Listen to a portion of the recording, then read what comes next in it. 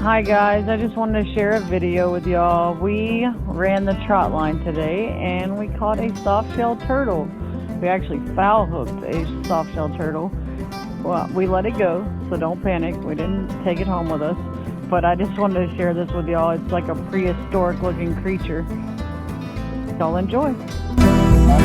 The dip net finally got here, look.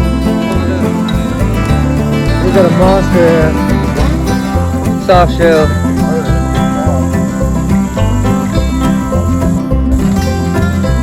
Hold them up one more time.